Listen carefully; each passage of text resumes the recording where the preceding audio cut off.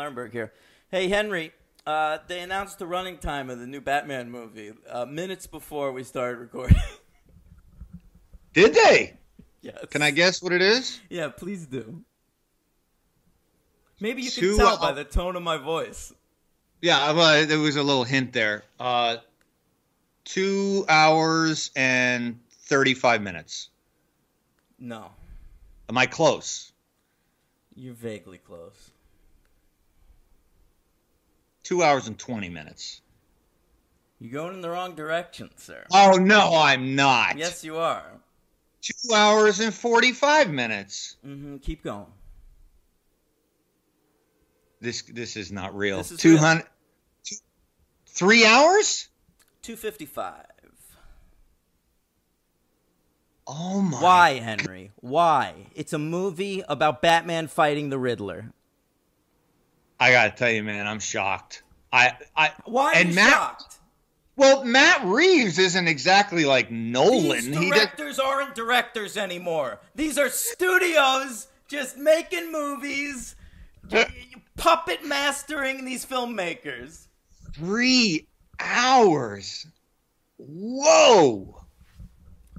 Yeah. God damn. Makes you appreciate The Dark Knight at 2.5. Yeah. I don't think we'll ever get a superhero movie under 2 hours ever again, not called Venom. Yeah, I was even just thinking right now, a completely false thought. I was like, Marvel does it well. I'm like, no, they don't. Everything they put out is 2 hours and 20 minutes, 2.5 hours. And they're all too long, even the ones that you love. I just saw Iron Spider-Man No Way Home. It was too long. Did Iron Man, the very first Iron Man, that was over 2 hours. I'm sure it was. I'm sure it was around 2 hours. Yeah, I feel like it was. But whatever, though. That was back then. Yeah. Now that they know they could put out a 3-hour movie and make money, they're all going to be fucking 3 hours. Yeah, you're probably right. That's a really long Batman movie. That's like a Zack Snyder cut. Oh, yeah. I'm hoping for at least 20 minutes of pearl snapping. What do you think? Oh, we're gonna get our... And I'm hoping at least 30 minutes of the Riddler just dancing around. Yeah. What'll that be? We've seen the pearl snaps in the Tim Burton Batman. We've seen it in the Nolan Batman. We've seen it in... Zack Snyder, Batman v Superman, Dawn of Justice. And Justice League. Oh, it was in that too? I believe so. And we saw it in Joker. Yes, that's right. 5 times we've seen it on the big screen. We should do a Patreon episode, Henry, where we watch all of the pearl snapping scenes and just do a side-by-side and see which filmmaker was best able to capture the pathos of that pearl snap. It's not a bad idea. You know, now that I'm thinking about it, did Batman Begins have a... It has the death. You know one of those fucking things had a pearl snap. Nolan couldn't resist a pearl snap. Right off the top of my head, I'm still going to say Burton had the best pearl snap. Really? Is not your beloved the Joker? Excuse me, just Joker. It's because it's Arthur Fleck. It was a great... Let's move on from that. Right. We have a big announcement this week. All right, about the future of the podcast. We do. All right.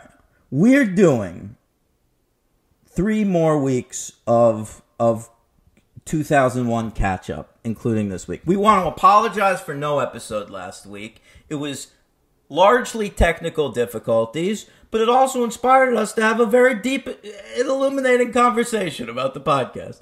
So... not that this hasn't been coming, you know. I think people could sense it. It's in the air. But, Henry, maybe you'd like to take this. Yeah, I guess.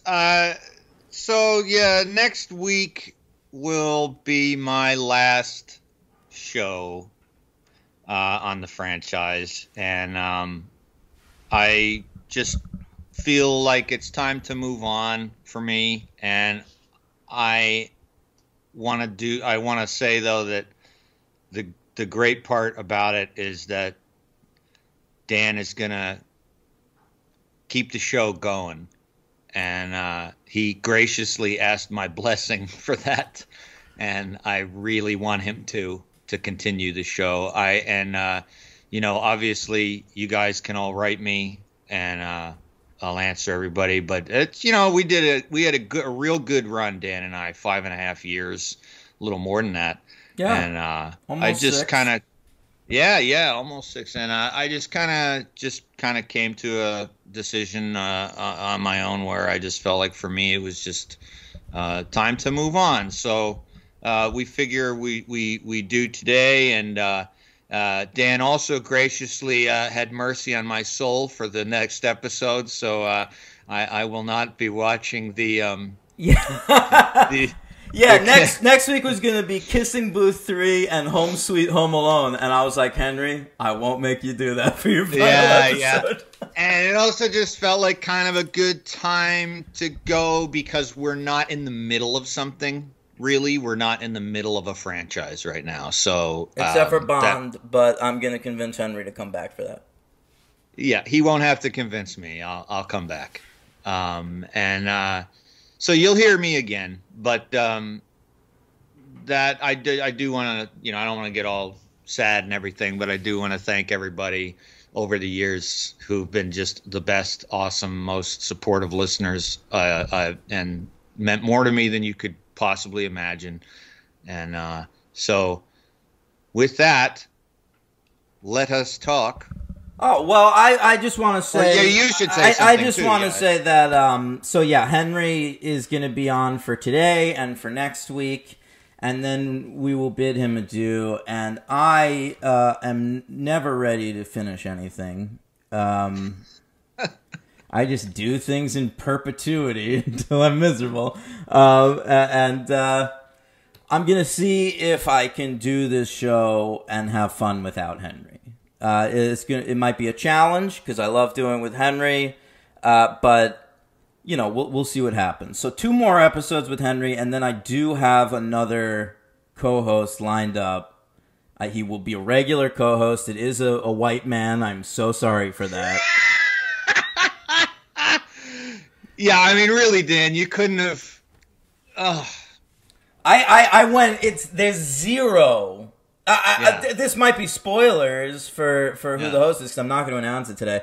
But it is a person with absolutely no clout in terms of diversity. Nothing. Just cis white, 100% straight male. All right. I'm sorry. I think he's the best person for the show. Yeah. Plus, that's what the producers wanted, so you can't really argue with them. Well, you can, I might have gone with Martha if I thought you'd have said yes, but that was never going to happen. You don't want to be rejected. No, of course not. I've already been rejected by her once. All right. That's not fun. Oh, hey, Henry. We're covering 2 movies and a TV show today. I watched them a week and a half ago, so maybe don't expect the most in-depth reviews you've ever heard in your life. But we have senioritis anyway. It's all right. That's true. All right, so I don't know in what order you want to do this, but we watched The Forever Purge, which is the new Purge movie from over the summer. James DeMonaco and the boys. And we did The Conjuring, The Devil Made Me Do It, by definitely not James Wan. And definitely not. Clearly not James Wan. I think this director, Michael Chavez, should change his name, much like Alan Smithy, to simply not James Wan. He's 0 for 2. I make movies that are sort of like James Wan movies, but extremely bad. Second time we've covered him, right? This is even worse. I think Llorona's better. I guess we're starting with this. All right, then we're doing I Know What You Did Last Summer, the TV program on Amazon Prime, which ran for 8 episodes this fall and got canceled last week. Holy shit. Yeah. So unfortunately, those are the only 8 episodes of the I Know What You Did Last Summer television program. It got canceled the day before we were supposed to record the episode. Oh my God. I didn't think it was that bad. Henry, it's easily the best thing we're covering this week. Totally was just going to say the exact same sentence. Glad to hear it. All right. And 8 light years above the Equalizer. We watched. 5. Yeah. Big time. So, yeah. Well, at least it's Amazon Prime and they're going for it. I knew I could trust this I Know What You Did Last Summer show when 10 minutes in, there's a shot of a bare dick taking a piss.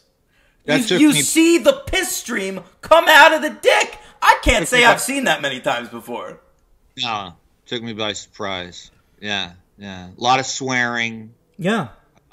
I had to keep, every time that happens in a show like that, I have to keep thinking, like, oh, wait a minute, we're on Amazon here. We're not.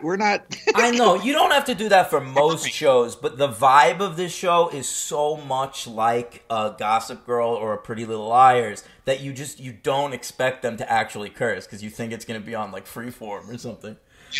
The vibe is network-ish.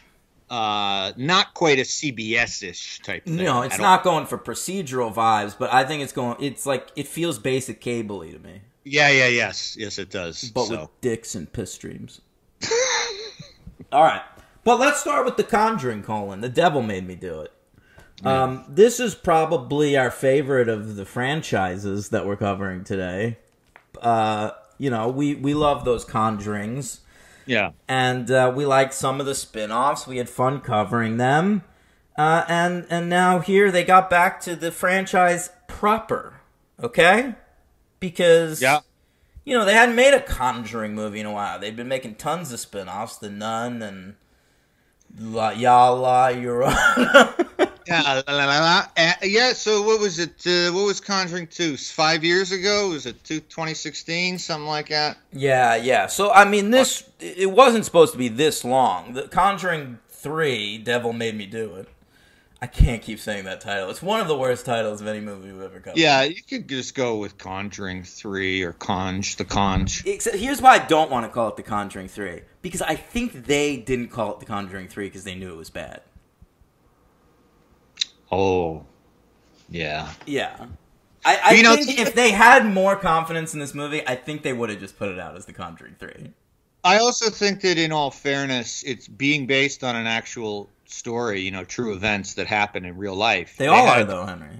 Right, well, that's true. But they're always facing that hurdle to get over, so the title they want to make sure is not, like, exploitative or taboo. Of course. It has to be accurate to the very serious, extremely real situation that we're adapting into a film. Right. Warrens, as we know, obviously they're the most chronicled demonologists ever, and I don't know about you, I don't want to fuck that up and be misrepresentative of it. So I loved any line in the movie where they tried to like brag about their demonology. Like they're in like a policeman's office at one point, and like that was a tough scene. Or no, it was. I'm not even thinking. It was like before they went to the police, and somebody is like, I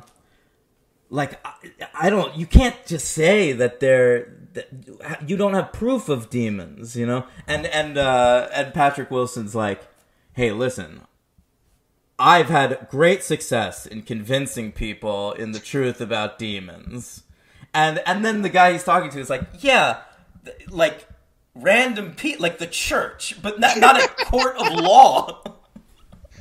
And then, I guess we'll get there, but in case we skip it or forget, because there's a lot to forget in this movie, one of my favorite scenes is how they convince the cop it's all real by going through the woods and having her have visions, and the cop is just following Patrick Wilson around, and that's all it takes. The cop's like, she's a psychic. She knows what's going on. I'm glad you brought up the cop so quickly because he's my MVP of the film. I like this cop. He's the dude from Cobra Kai who's always like announcing at the tournaments. Oh, He's like on the board of the All Valley. Yeah, I love the board. I Yeah. actually had a thought when I was watching Cobra Kai. There was such a great scene in the last season, but that just focused with the board members and nobody else. That I was like, I'd watch a spin-off of these board members. I would just too, fucking- 100%. You watched they're season fucking 4? hilarious. Oh yeah, I'm done. Yo, Yeah, how it's cool. good is my man Thomas Ian Griffith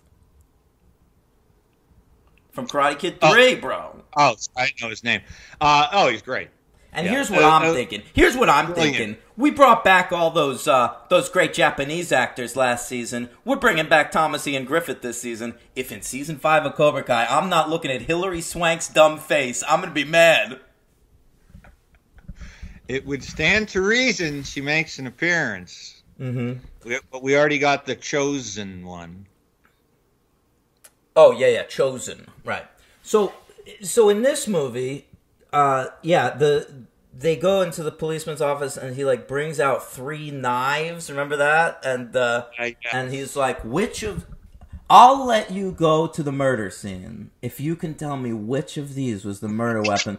And Patrick Wilson hilariously, "Hey, don't exploit my wife's gifts, all right?" Oh my god. I love him. By the way, in real life, he must have just been saying that because he knows his wife is full of shit. And, I don't want her to get the answer wrong. But, she knew she had a 1 in 3 shot, and so she guessed the one on the left. Probably the one, I wondered if maybe they were in the evidence bags, right? So maybe they had the names of the victims on them or something? Maybe there's probably some topsoil from the region she could identify. I certainly don't believe it was her psychic abilities. No, I would have liked to have seen a little like a junior detective in the room with the other cop, just staring at the cop like, "What are you doing? Fucking serious?" Yeah. Yeah. Like This is my first day, but I'm pretty sure they're full of shit. Is this how you guys do things downtown? Because you can send me back to Butte. Downtown. You ever see that movie Downtown about Anthony Edwards and Forrest Whitaker as cops? No, I've never heard of it. Oh, it's a good movie from the early 90s. Check it out. You'll be loving it. Yeah. Funny comedy. Hey, Henry, so let's do the stats. All right. All right, these are 6th to last stats we'll ever do.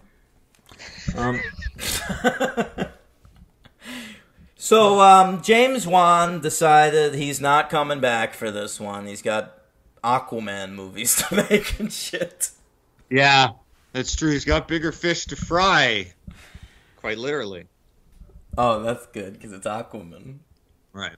He's got black mantas to fry and shit. Yeah, he's got to harpoon some whales. All right, so we got new director Michael Chavez, who previously directed The Curse of La Llorona, one of the least heralded Conjuring spinoffs. So it was confusing when he was chosen for this project, and even more confusing after watching it.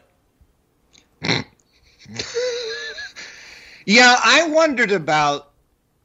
I mean, I actually couldn't come up with any answer. I almost just felt like either James Wan didn't give a shit about his sacred baby, or he literally just thinks this guy has the good. I think it's a test. Wan is like, all these movies are making money now. I think this thing could exist without me.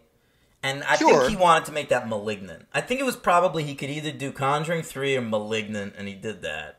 Absolutely, but I mean in terms of helping to choose the director, which I'm sure he had a hand in. I think this guy, he chose him. Apparently he had the hand, the only hand. So what he liked working with him on Curse of La Llorona. I bet he's more deferential than some of the other Conjuring directors. Maybe. Yeah. Yeah. That's probably it. Well, Malignant, I loved Malignant, so I'm glad he did that. I thought it was fine. What'd you give that? A 3. No, I gave it a 4. That was a good time, that movie. It was alright. That started out, that movie, to me, as like a 2. And then at one point it went to a 1. Jesus. And then I was all over the map, and then it shot up to a 3 and then a 4 for me. See, if a movie's ever at a 1, I don't think it could get to a 4 for me. Yeah, well, it might have just been like a scene where it couldn't have been very long, because I agree. If something's at a 1, then it's pretty much done. But yeah, it shot up for me. All right, so Juan also hired this fella David Leslie Johnson McGoldrick. That's all the names.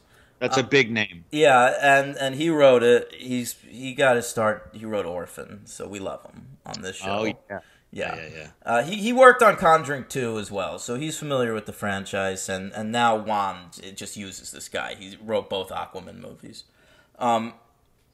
So it came out over the summer, Henry, finally, after it filmed in the summer of 2019, June 3rd to August 15th, 2019, were the filming dates for this movie. Then they postponed the release date because of COVID. Then they looked at the movie. They were like, oh, this might be bad. Let's do some reshoots. So they did some reshoots in 2020. Apparently did not improve it whatsoever. And then the film finally came out June 4th, 2021 on an astronomical budget of $39 million. And it made $202 at the box office. Theaters were open at that point. Yeah. I didn't go see it in theaters because it was on HBO Max. I did watch it on HBO Max. And it came in at number 19 overall for the 2021 box office. Right there between Space Jam: A New Legacy, starring the Serververse, and Candyman Remake, which was appalling. I've learned something this year, and it's that go see things Jordan Peele directed, don't go see things he produced. Oh, yeah. There's a lot of people like that. A lot of people I think maybe not a lot, but I have noticed throughout my cinematic tenure as a film goer that when I used to get excited when I see produced by. And then I'd be like, that doesn't really mean anything. No, it doesn't matter, because a lot of times it's just who you know. Like, it's like Scorsese's friend made a movie, so he puts his name on it. They're just throwing cash for the guy.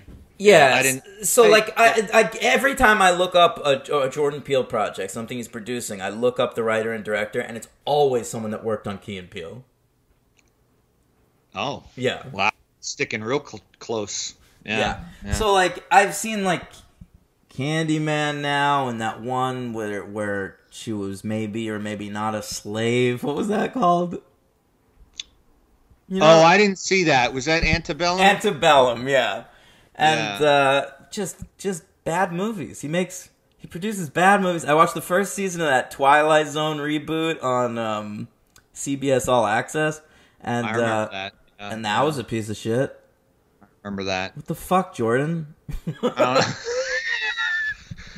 I hope he's not a one-hit wonder. Or for you, a two-hit wonder. Yeah, two-hit wonder. All right. So I guess we should talk about the film, Henry. Sure. It's 1981. They set us up in and it's the 80s. That's great. We're gonna hear like 2 songs from the 80s, and they're gonna be great. Blondie. Call Me. Right. I don't remember what else. Suspicious Minds again. Gotta hear Elvis. Oh man, it was too long ago now that I watched it. Yeah, you're right though. Yeah. So we get set up with this spooky house at the start, so it's like, oh, cool, we're in a Conjuring movie. They're like laying out the house, like giving us the geography. And but then it's like we fuck off away from this house and it doesn't really matter again. And it's all so boring at this point. Like, could we do something like, why are all the demons the same? Like, they all do the same things. They're very boring. It's you know how in Ghostbusters, like, all ghosts are pretty much the same, right? But in the second movie, they were like, here's a ghost living in a painting. It's like a different wrinkle on it, Like, in this movie, it's always, these movies, it's a parasitic ghost in a house, and it makes a lot of noise, and it moves shit around. There's always blood coming out of the taps. I never understand that trick. Whose blood is it? Be very annoying. Whose blood is it? If I tested it, what would it tell me? Type O. Yeah. Well, then I want to collect it and distribute it, because that's the universal donor. That's right. And it's always into a kid, and the kid is always saying something demonic or cracking his back. By the way, I'm so it sick always of the contorts. It's always some sort of a contortion. Enough of the contortions. No more contortions. You know, and here's the other thing. I'll tell you, before I watched this, I was on the wiki page, and you know, at the bottom, they'll give some of the reviews, but I don't want to read any of them all the way through. It's just on the wiki, it'll say, like, reception. Yeah. You know what I mean? And then, so one of them says, after its shocking opening scene, which is one of the most brutal openings of any, and I was like, what, the contortion kid? I don't know. So I went into the movie like, all right, if nothing else, this opening scene is going to be a mind blower. Yeah. And then it happens, and it's over, and I'm like, is that the opening scene they meant? Like, that's it? Yeah, it's nothing. It's pretty standard Conjuring bullshit. If it was the opening scene of, like, The Nun, I wouldn't be surprised. Like, it's nothing. I don't know. Yeah. It's silly. So, you know, maybe we should talk about some of our characters. Some of our great new characters. Demon jumps into the brother. We should say that. So that's the twist, right? Because the demon's in a little kid at the start of the movie, and then it goes into his... Is it his older brother? No, it's his sister's boyfriend. Yeah, that's right. It is his sister's boyfriend. Yeah, that's a pretty good boyfriend. Yeah. You know, take me. We've never seen that before. No. Take me. And can I just say about this actor, the Arnie. boyfriend, Arnie, played by a fellow named Rory O'Connor. I assume that's not how you pronounce it. Rory O'Connor. Yeah. Yeah, he's Irish. Yeah. Let's meet at McGillicuddy's. My friend Lily Flanagan will be pouring drinks at the bar. He's from Dublin, Ireland, and when he was there, he was getting pissed with his mates, and he said, you know, I got offered this job by some Spanish fella who's connected to some Asian fella who's connected to some American fella to play some American kid in a horror movie. I think I'll take it, but not after another wee pint of Guinness. He's my LVP of the film. I thought he was an appalling actor. I can't imagine casting this kind. Like, this is a mainstream movie. You're putting $39 million into this. This is a major role. He's getting possessed by the demon. Yeah. And this is the actor you're casting? What are you doing? Yeah. Yeah, boy. LVP that is totally fair. Appalling. I feel like there were several contenders for that. I didn't really. The contenders were all the new characters, right? Like, because the Warrens are always just they're fine. Patrick Wilson and Farmiga, they're doing what they do. But here's the thing. It's like in previous movies, you had those two, and those two are sturdy, right? That's all they are. They're sturdy. They'll handle shit, all right? Reliable. So then, in the first two movies, what they did was they cast around them. They put character actors in the families, like Lily Taylor and Ron Livingston and Joey King, my girl Joey King. And even in the second movie, we got a pretty good supporting cast. Those Brits are good, yeah. Yeah. Francis O'Connor, that's right. I forgot about that. In this movie, you just put in fucking shit heels. Yeah. They're just nobodies. And, like, I don't need to have heard of these people. I watch a lot of fucking television, and on television, you're constantly having to learn new actors. Like, I just watched the first 5 episodes of Yellow Jackets last night. I haven't heard of half the actors on that show, and I looked up all of them, and now I'm a fan of every single one of them. There you go. So, like, now, I'm watching this major motion picture. These actors, I mean... Henry. Yeah, no, I'm with you. They're holding auditions, right? I don't. Well, I'm not sure. I mean, they got that Ronnie Jean Blevins to play that Bruno guy, the guy he murders. When does he murder him? The guy, remember the guy he kills though with the greasy hair and all that shit? No. Yeah, I love it. Well, that's why he goes to prison, because he kills that guy, their landlord. Oh, that's right. It's yeah. Right. They run a kennel out of their house, which I thought was going to turn into something. Like, because I thought it was going to be like a haunted house thing, and then like the ghosts are going to spook the dogs, and then the dogs are going to get loose. Maybe haunted dogs. Maybe 1,000 Cujos. Oh, I wish Paul W.S. would direct a Conjuring movie. They should have called it 1,000 Cujos. Got Paul W.S. I'm in. Yeah. Holy shit, dude! But yeah, that guy was in a David Gordon Green movie. He was in Joe. Which guy? Ronnie Jean.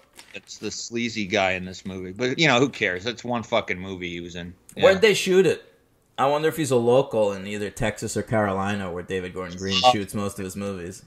I don't know. Yeah. I don't know. All right, so I kept track of spin-offs, of course, Henry. This is what I do with Conjuring movies now. Yeah. You know, anything in a Conjuring movie can be a spin-off. That's what's exciting about them. You know, because we saw The Nun in The Conjuring 2, and then they made The Nun. Right.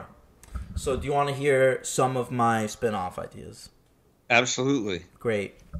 All right, first one, cereal rat. All right, so rat in a cereal box, scary. Now, this was in the movie? Yeah, all of these things were established in the film. So there was a rat in a cereal box. Okay, all right, cereal Don't you rat. remember? They heard something in the other room. What was that? They went in, there's a cereal box on the floor, a rat comes out of it. So you think cereal rat could have... That could be its own movie. Cereal rat. Would they change it to like S-E-R?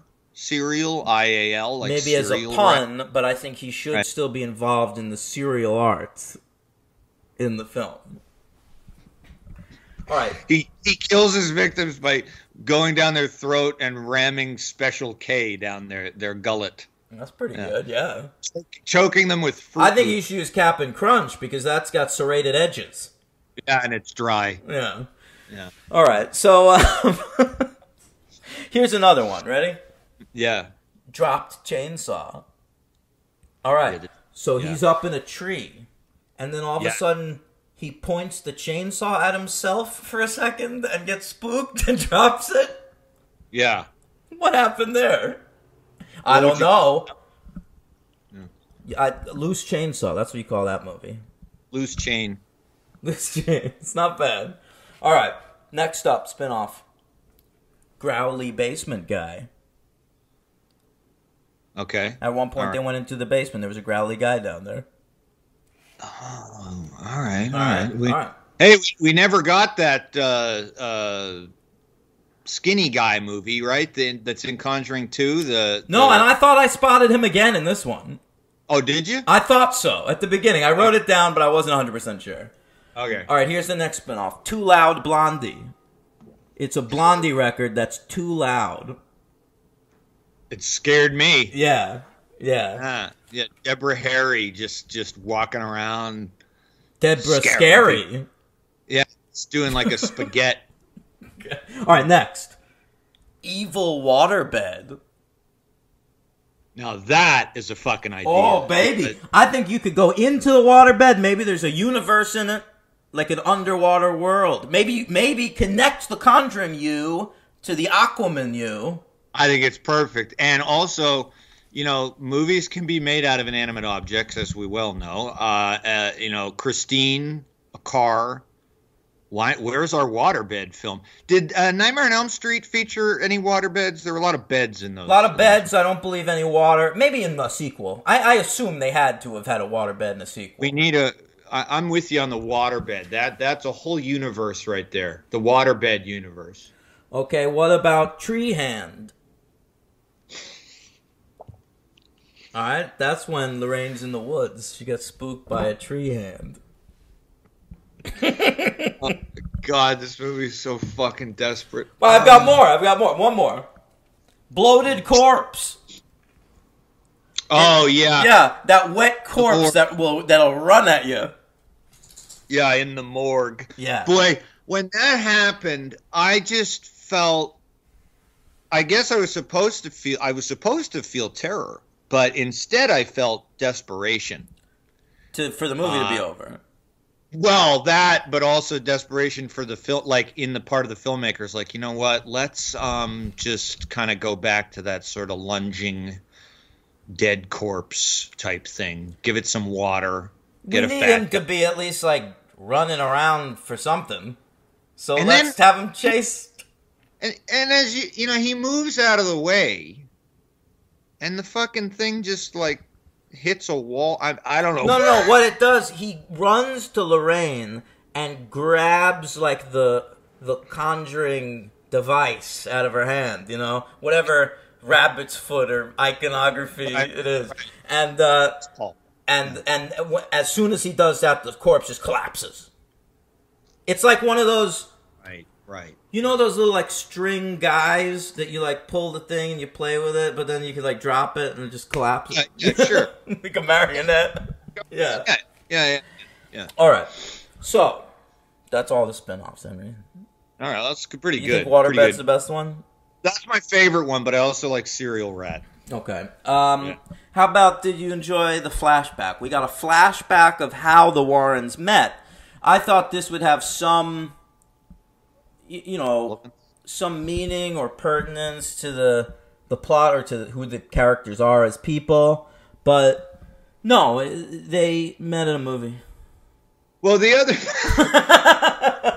other problem with that idea and sequence is that this franchise has now been going on for 8 years, and really 9 for me because I watched it this year. So, like, all I was thinking about, this is God's honest truth, all I was thinking about during that entire flashback was like, didn't they do this already in one of the movies? Didn't I see this? And I guess they didn't, but that's all I thought of. And by the time that flashback sequence was over, I was still thinking about it. Like, well, I feel like we have seen the young Ed and Lorraine, but I don't think we've seen them meet at the movies, Henry, or kiss in a gazebo. Who cares? We have definitely seen them. I swear we have. I don't know. It just, I don't know. It's so forced and silly, and I don't know. So, it's interesting to me that the plot of this film, there's a man who's been possessed by the devil, of course, and he murdered a man, and he's going to prison, and they have to do some research to get him out of prison. And what they learn is they find these sort of spooky-looking, whatever it is, like little landmarks at the desk. Yeah, they look like, I don't know, what was it? The Disciples of the Ram. I feel like everything since The Witch came out has antlers. All spooky shit involves antlers. Yeah, which aren't that scary at all. Sometimes they are. The Yellow Jackets, if I may mention again, did do a spooky thing with antlers. But I know you just watched that Scott Cooper movie. I noticed you watched Hostiles last night. Was it to just make sure it's good? Like, you watched Antlers and it sucked, and you're like, wait, but is he good? I know you so well, and I know you know me, that I knew you'd think that. I actually didn't think you'd think that I'd watch to make sure Hostiles was good. I thought you would say, did you watch that to, like, reaffirm your Scott Cooper? I think, yeah. Yeah. No, I was just kind of in the mood to watch a Western, and I looked over to my right, and on my shelf there sat Hostiles, and I hadn't seen it in a few years. How many more times were you able to watch that? What do you mean? In terms of the letterbox game that we play on the Patreon. Did we get to Hostiles? I don't know. You gave it a 5. Oh, yeah, but I don't know. Oh, I don't know. Mm-hmm. Only time will tell. I guess so. Yeah. All right, Henry, what do we have here? Oh, so they're investigating the thing, and a lot of this movie hinges on the idea of family legacy. Like, if if your ancestors were involved in the supernatural, then you probably will be too, right? And so I thought that was actually a compelling idea. And then I started thinking, don't the Warrens have a daughter? Wouldn't it be interesting if you're going to do that as the main theme of the movie?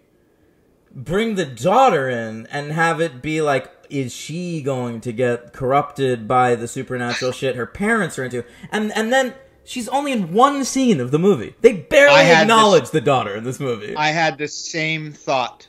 The exact same thought.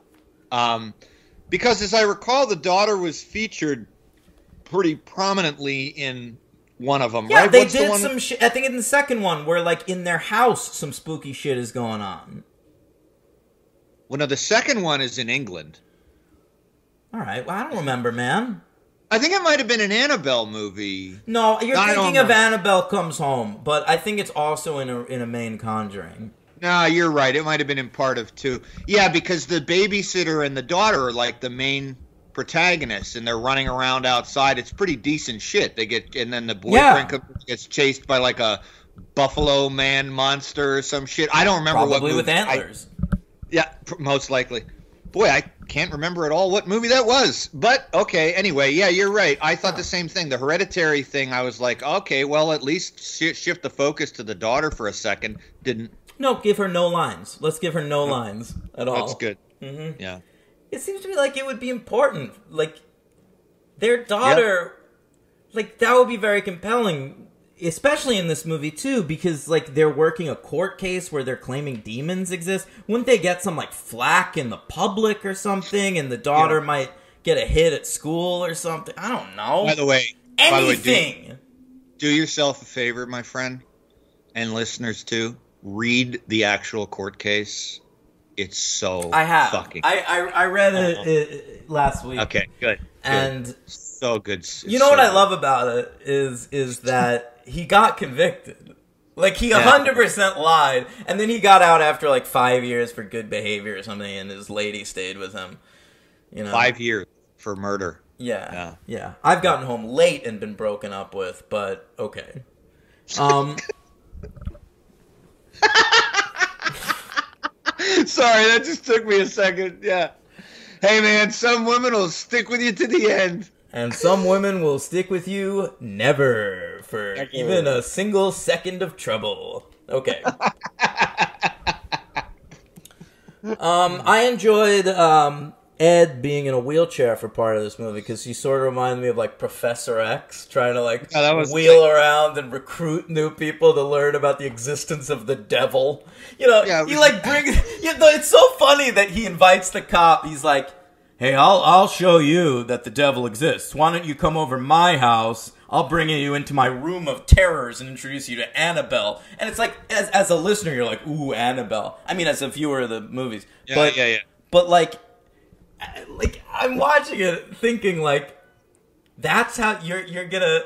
Like, what's the cop gonna say to that? Like, he's gonna go over to your house... You're going to pull him into this weird room, and you're going to show him a weird doll, and he's going to be like, yeah, the devil exists, I'm with you. Yeah, I mean, you know, he shows him basically a room full of Ripley's, believe it or not, and if I feel like the cop in a normal world would be like, not, but instead he believes, and that's the other thing is that in these movies, well, in all horror movies, really, if you think about it, anytime anyone asks for evidence to be shown, hard evidence, the protagonists who are saying that it's real never do it. They're always like, you either believe or you don't. And it's always like, you know, that's how we deal with this God nonsense in the real world, in our terrible world that we live in, because they say, we don't have to prove it, you either believe or you don't. It's a movie. Let's make some characters just be like, you want to see something cool? Absolutely, I'll prove it to you. And then make Annabelle do something fucking crazy back shit. That'll prove it. But they never do it. They're always just like, just trust me. You know what I'm saying? Like, all this crazy stuff can actually happen. I know what you're saying, but like, I just don't think anything will make it good for me. No, nothing would make it good for me. I agree. I'm just saying, as a practical thing, I would always like wonder, like, why don't these people just, if they want to convince somebody that something's real, just show them? Well, they take him out to the woods, and he sees Vera Farmiga do some cool, Oh, but she doesn't do anything. Remember that thing in the trailer where she like almost runs off that cliff and then stops at the last second? Remember how cool that was in the trailer? It was like easily the best moment of the trailer. What's the trailer? You never saw the trailer? I saw that trailer because they were showing that trailer in like 2019, like before it got postponed. So I saw this trailer like a million times, and I saw a million versions of it, and the only shot that was in every version of the trailer, which clearly they were very excited about, was Vera Farmiga runs as far as that cliff, and then the camera stops and she goes, and then the hand reaches up. And that was a good moment in the trailer? That was the moment in the trailer where I was like, oh, this could be cool. Like, that was the big end of the trailer moment, like in The Nun when that dude runs out at you. Yeah. So, like, but, like, in the movie, it sucks. Like everything else in the movie. Yeah. All right, so around this time, they take it to court, and, I don't even think it should make it into the courtroom. This lawyer that accepted this case should be instantly disbarred. And the scene where they try to convince her to take it, if I'm not mistaken, she's pretty much like, you guys are fucking, it's a done deal, forget it. And they just say something, right? Don't they cite something like some statute where the Warrens do, where they're just like, if you can prove that, paranormal or a demon is involved, you can actually, and then she's like, oh, I'm listening. Yeah, great. And then she's like in, and it's just like, you'd think a lawyer would just be like, get the fuck out of my office. You ever see that movie, The Exorcism of Emily Rose? Parts of it. I don't think I ever saw the whole thing through because it's pretty bad. Yeah, it is pretty bad, but like it's definitely better than this movie, and it's about all the same shit. Like Emily Rose, I think, is like on trial, and Laura Linney is Laura Linney either her lawyer or she's the woman. I don't remember. Yeah. And I don't know, like, that whole movie has the same problem where it's like, every time they're defending themselves on the stand, I'm just like, but demons aren't real and this is bullshit. I can't get over it. I'm just checking Letterboxd. Oh, I didn't log it, but yeah, I've seen most of that movie. Yeah. I remember all that. Absolutely. Big court scene. Scotty D directed that. Scott Derrickson. Yeah, Tom Wilkinson, Campbell Scott are in that shit.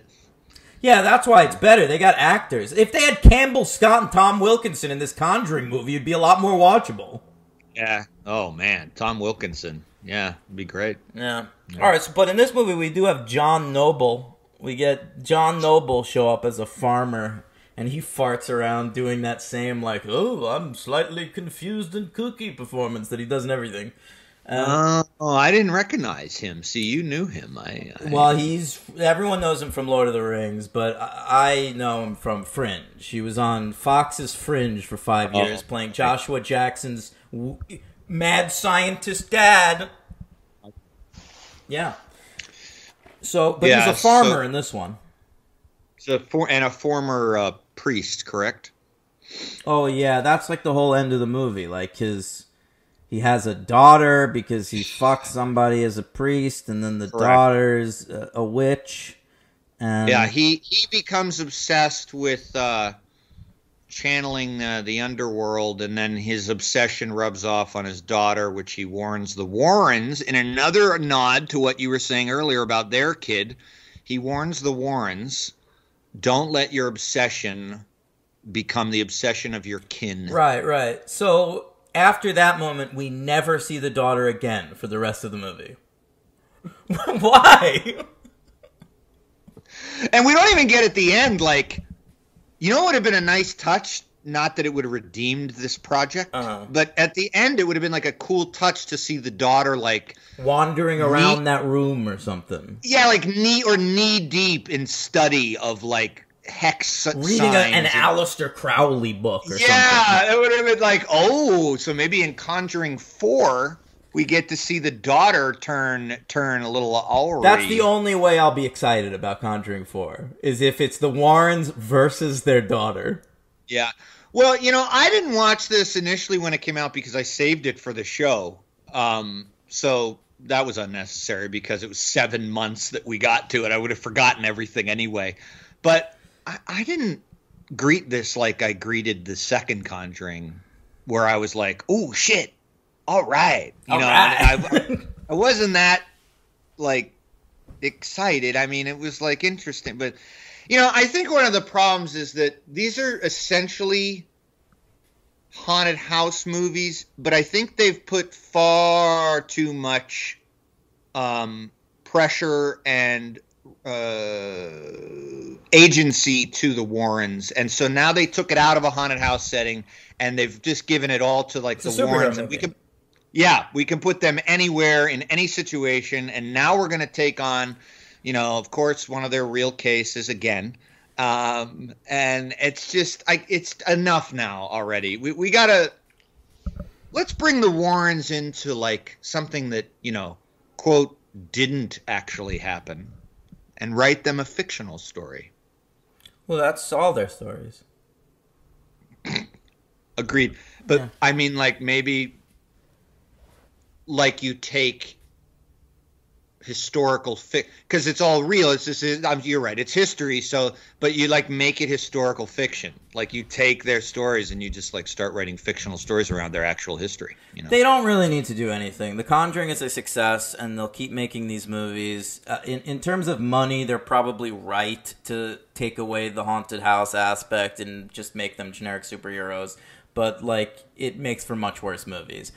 In my brain, I think I thought that James Wan would be more protective of the Conjuring franchise proper than the spin-offs, but I was wrong. You were. Yeah. Yeah, no, I thought that too. So, yeah, that's it. I mean, it ends. It's very anticlimactic. You have the same stupid-ass showdown that you have in these... Yeah. It's a ghost throwing a bunch of furniture around. That's all it ever is. She's not even a ghost. She's just a woman. She's just a straight up human mortal woman who has enchanted these spells to, I mean, that's it. That's all it is. There's not even a ghost at the end of this movie. It's just a fucking person. So, yeah. Yeah. Very exciting. All right, so what do you give the film, Henry? I give the film a 2. Yeah, me too. I mean, it's hard to give it a 1 because it's looks nice. Looks all right. Farmiga, no, I mean like it's competently well put together in terms of the look. The Farmiga and Wilson are always nice to watch. Yeah. Their chemistry is locked in. Yeah, it's locked in, but it's a 2. I mean, I won't ever watch it again. And I will absolutely be watching the first 2 probably for a while. So, it's a 2. So we both agree it's a 2. What's your MVP, LVP looking? I told you this. My MVP is the cop, and my LVP played by Keith Arthur Bolden, and my LVP is Rory O'Connor. Okay. My LVP.